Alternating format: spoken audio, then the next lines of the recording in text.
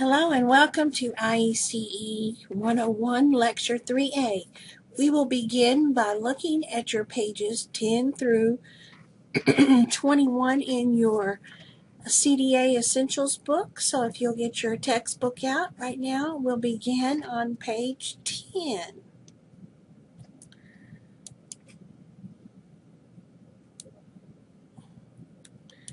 The first thing I'd like to talk about is your CDA professional portfolio. It's going to consist of several different tabs. Tabs A through I. You're going to see different letters such as the S or the CS, which is going to stand for competency standards. So within every tab, you will have a competency standard statement, and then you will have what we call RCs, which stands for resource collection items. So every tab has an CS and every tab has an RC. Now the cool part of what's beginning to happen in the fall of 2014 is that we are going to be building this portfolio on what we call Pruvela, which is an electronic portfolio base. So not only will you have a written or a hard copy of your CDA professional portfolio, you are now going to have an electronic version of that when you complete IECE 101 and IECE 102 from Bluegrass Community and Technical College. Now I'd like to take a time to talk to you just a little bit about the CDA portfolio. There are different kinds of CDAs. The first kind of CDA is what we call an infant and toddler CDA. It has 3 parts. You build these 3 parts in every tab, every competency statement.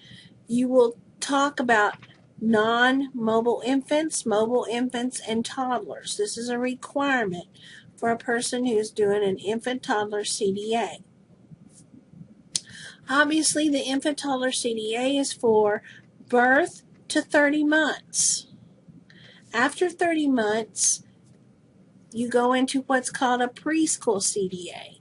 That's 30 months and beyond, all the way through kindergarten. Within the preschool CDA, you have the same tabs, A through I. You have the same CSs, or competency statements, and the same RCs, resource collection items, but it's all geared for 30 months and up. Now your CDA portfolio will be completed in 2 classes. In the IECE 101, which we're in right now, you will complete tab A, C, F, and H. In IECE 102, you will complete tabs A, D, E, G, and I. And I don't have that one on listed, okay?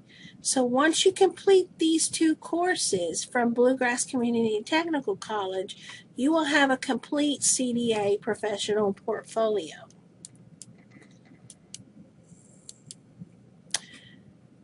So today we are going to begin our quest in talking about Chapter 1 of our Essentials book. We're going to be talking about maintaining a safe physical environment. So when we think about safe, a lot of people begin to talk about, you have a safety officer, you have, how do you keep your building safe, Well, there's lots of different things that compile the word safe. It could be supervision. It could be technology. It could be your diapering techniques. All these different things play into creating and maintaining a safe physical environment. So we're going to begin to look at several different things today as we go on with our lecture. Now, like I said, your CDA portfolio, professional portfolio, we're going to start with tab C. Last week, you did some on tab A. You uploaded your resume, you uploaded some of your certificates that you already have. Those actually go under tab A. Now we're going to tab C, and we're going to start with a resource item, and it's called resource item 1-1. And what that resource item is a valid and current certificate of completion for first aid course and infant child pediatric CPR course offered by a nationally recognized training organization such as American Red Cross or the American Heart Association. You cannot do this type of training online. The state regulations mandate that, okay? That's not Miss Marie just making that up. That comes from mandated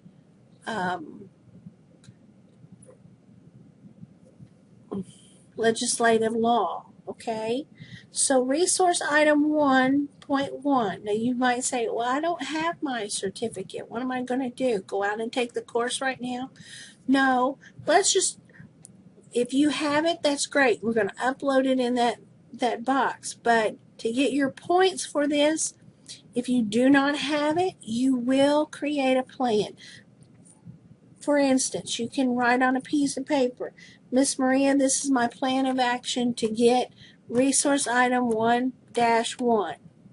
I currently do not have my first aid CPR, child and infant CPR, pediatric CPR, so I'm going to register for this class in November the 17th, 2014 at the Child Care Council in Lexington, Kentucky. And that's a plan of action. That's what I need.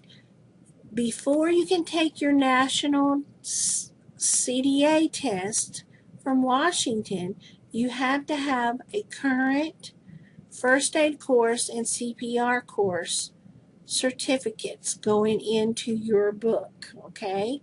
If you do not have those, your portfolio is not complete. Okay, also under tab C, we're going to be looking at CS1, which is that competency statement 1. These are reflective competency statements. That means you're going to reflect on your practice and what you're doing right now. Okay, so the first competency statement, number 1, is this: to establish and maintain a safe, healthy learning environment. We are going to pick out the word safe and talk about how do you make a place safe. You are going to talk about and reflect about how you establish and maintain a safe learning environment. And then we'll go on to talk about healthy later on, like next week. So maintaining a safe physical setting. Well, quality early childhood begins with a safe environment. If you don't have a safe environment, it doesn't matter how well you teach or how cute your building is. Okay? Quality early childhood begins with a safe environment. Your first obligation is to keep the children from harm. How do you do that? You know your Kentucky licensure regulations. Your Kentucky licensure regulations give you specifics on child and staff ratios, harmful items that are in the setting that need to be removed. Kentucky licensure regulations are actually laws that are created in Frankfort, Kentucky at the Capitol by legislators. That's why they're called licensure regulations. And each one of those licensure regulations has KLR, Kentucky Licensure Regulation. KLR 1.7. It's actually a legislative bill that has been put into place by your legislators from the Division of Regulated Child Care, which is in Frankfort. I have provided you with their website. You need to spend time at their website looking around and being nosy there. So let's turn to page 10. How do we keep the indoor-outdoor setting safe? I hear you talk about this, Miss Maria, but I need to know how to do this the way I'm supposed to. Well, let's go back to the Kentucky Licensure Regulation on toys and safety. Yes, it gets that specific. Look at it. It says Section 111A. Toys and furnishings. All toys and equipment and furniture contacted by a child shall be. That means if a child can touch it. Number A, it needs to be kept clean and in good repair. Number B, free of peeling, flaking, or chalking paint. Number 2, indoor and outdoor equipment shall be A, clean, safe, and in good repair. B, meet the physical, developmental needs and interests of children of different age groups. And C, be free from sharp points or corners, splinters, protruding nails or bolts, loose or rusty parts, hazardous small parts, lead-based paint, poisonous material, and flaking or chalking paint. And D, be designed to guard against entrapment or situations they may cause strangulation. Okay? So, in other words, everything has to be painted with paint that is lead-free. Free of lead-based paint. Free of poisonous material. So even the type of lumber that you build your equipment in must not contain certain chemicals that are poisonous and considered poisonous. Then the toys or the materials need to be clean, in good repair, meet the developmental needs and interest of the age group. Toys shall be used according to the manufacturer's safety specifications. So if a toy that has for age 5 and up is in the 2-year-old room, it is not appropriate because it doesn't meet the manufacturer's safety specification. Toys shall be durable and without sharp points or edges. Toys and other items that are considered mouth contact and surfaces by the child by a child who is not toilet trained shall be sanitized daily.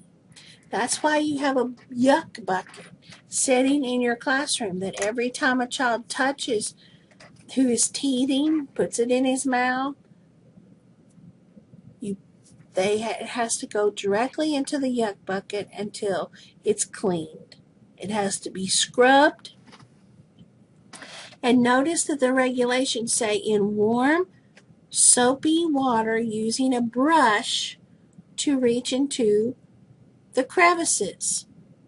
That's why in every classroom you have, by regulations, you're supposed to have a scrubbing brush hanging up in your room. And then you rinse the toy with clean water, submerging it into a sanitizing solution for at least 2 minutes and then letting it air dry. Tables and chairs shall be suitable for the children. That means that their feet should touch the ground. Chairs are appropriate for staff shall be provided when feeding, holding, or playing with a child. Indoor and outdoor. Section 4, your premises requirements. The premises shall be suitable for the purpose that's intended, kept clean and in good repair, and equipped with a hard landline, with a working landline telephone accessible to a room used by a child. So, notice it says working landline telephone. And that's because we have cell phones. You cannot use your cell phone as the way of calling 911 or so whatever. There has to be a landline in the daycare. It can't be going through the internet. It can't be via cell phones. It has to be a working landline telephone. The Child Care Center shall be in compliance with the state fire marshal and local zoning laws. If you were starting your own daycare, the first thing you would do is make sure the local zoning laws were in compliance. That's the first step. The second step would be to go to the state fire marshal and say, I have found this building and I want to see how many children this building will be licensed for, or can it be licensed for, and what do I need to do in order for this building to be in compliance. The fire marshal begins to tell you those things. And then after you go through the zoning and then the fire marshal, then you go through the Division of Child Care. Fire and emergency exits shall be cleared of debris. Like I said, the fire marshal will come in. Who is he? Whoops. The fire marshal is a person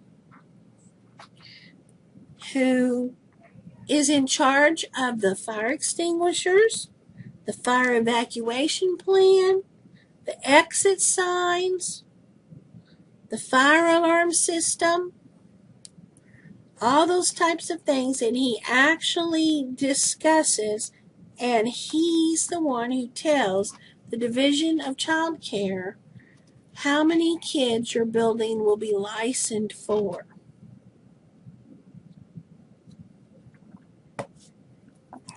He's a very important person. So, the outdoor, what does the reg say about the outdoor? An outdoor play area shall be, except for an after-school care, located on the premises of a public or state-accredited non-public school and fenced for the safety of children.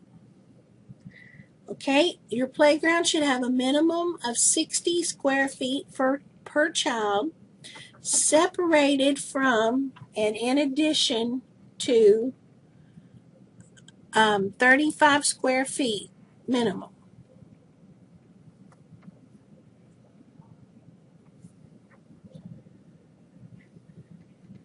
Your section should be free of litter, glass, rubbish, and flammable materials.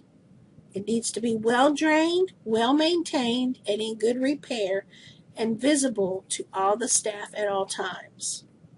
It should have a protective surface. That protective surface can consist of, depending on which age, if your children are 30 months and below, it cannot have rock or pea gravel on it. It has to be mulched, or the rubber mulch or grass. If it's 30 months and above, you can have pea gravel as your bottom surface. Whatever the surface is, children who climb on high places and fall down, you have to know how much and how deep that surface is in order for that child to live. For instance, let me explain something to you. If in fact you have mulch, you need to have 12 to 14 inches of mulch surrounded by your little places where kids can fall off.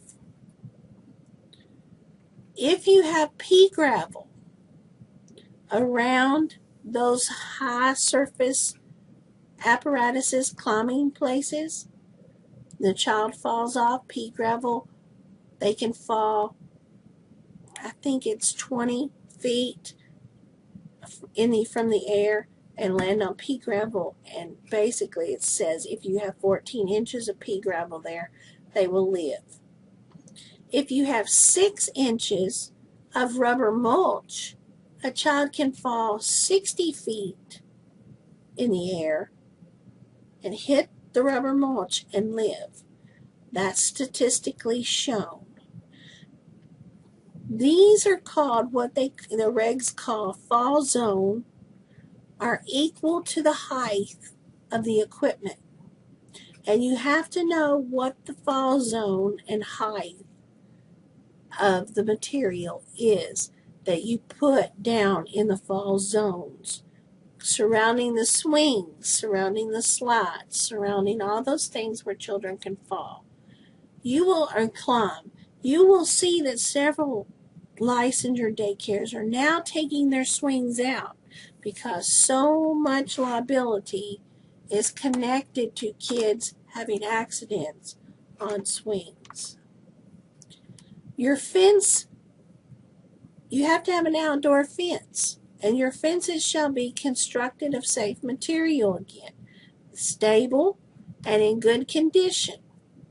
If you have crawling spaces such as tunnels, they shall be short and wide and enough room that an adult can go through. Your sandboxes have to be covered and constructed so that it allows drainage, but covered when it's not in use, kept clean and checked often for snakes, all those ugly things, okay? You cannot have bodies of water like portable wading pools or natural bodies of water and unfiltered disinfectant containers. You cannot have those on your playground. Your first aid kit. Every child care center has to have a first aid kit. They have to have the first aid kit stored out of the reach of a child. It has to be put in a place where you as an employee can be promptly and accessible to that first aid treatment box.